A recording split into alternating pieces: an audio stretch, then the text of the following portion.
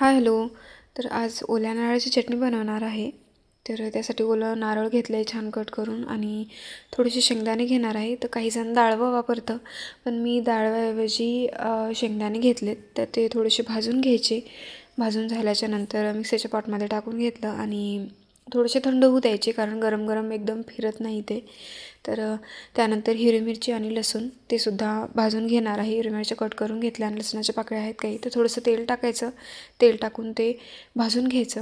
तर भाजताना बराचसा ठसका होतो त्याचा, तर मी एक्झॉस्ट लावला होता आणि ते जात आहे वर एक्झॉस्टमुळे बाहेर, त्यामुळे ठसका वगैरे काही होत नाही. तर खूप जास्त धूर होते त्याचा. आणि त्यानंतर मी मिक्सरच्या पॉटमध्ये घेतलं आहे, खोबरं टाकून घेतले आणि शेंगदाणे, खोबरं आणि कोथिंबीर, त्यानंतर जिरं टाकलं आणि हे थोडंसं थंड होऊ द्यायचं. हे थंड झाल्याच्या नंतर मग टाकायचं आणि मिक्सरमधून फिरून घ्यायचं. तर चवीला खूप छान लागते. तर मी थोडंसं शिजवून घेते याला फोडणी टाकून, डायरेक्ट तडका न टाकता फोडणी टाकून शिजवून घेते. बरेच जण तडका टाकतात.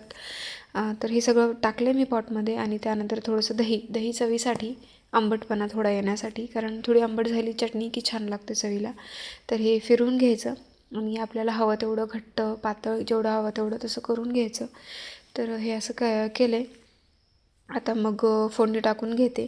तर फोडणीसाठी मी ते मातीचं जे भांडं असतं तर ते यूज करते. सहसा मी बऱ्यापैकी म्हणजे फोडणीला वगैरे भाजी असो किंवा वरण असो तर ह्याचा वापर करते.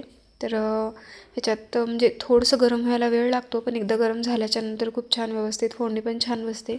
तर तेल टाकून घेते आणि मग छान असं कढीपत्ता वगैरे ते मी तडका टाकण्याऐवजी हे टाकते. तर याच्यामध्ये थोडंसं डाळवं घेतलं, मोहरी आणि जिरं हे छान फुटायला आलं की मग कढीपत्ता टाकून घ्यायचा आणि छान असं तडतड झालं की मग आपलं हे जे मिक्स आपण केलेलं होतं तर ते टाकून घ्यायचं. आपल्याला घट्ट पातळ जेवढं हवं तेवढं.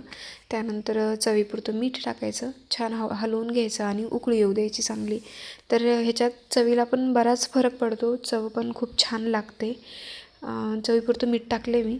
ते कोणतंही भाजी असो वरण असो तर ह्या मातीच्या भांड्यामध्ये फोडणी टाकलं ना चवीमध्ये बराचसा फरक पडतो. तर छान उकळी येऊ द्यायची त्याला आणि एकदा उकळी आली ना गॅस बंद करून टाकायचा. मग बऱ्याच वेळ त्याची उकळी खेळत असते मध्ये. नंतर मग कोथिंबीर टाकून द्यायची. शिजवल्यामुळे काय होते, चवीमध्ये बराचसा फरक पडतो. आपण नाही शिजवलं तर थोडं कच्चं लागतं असं मला वाटतं, पण प्रत्येकाच्या आवडीनुसार करू शकतो.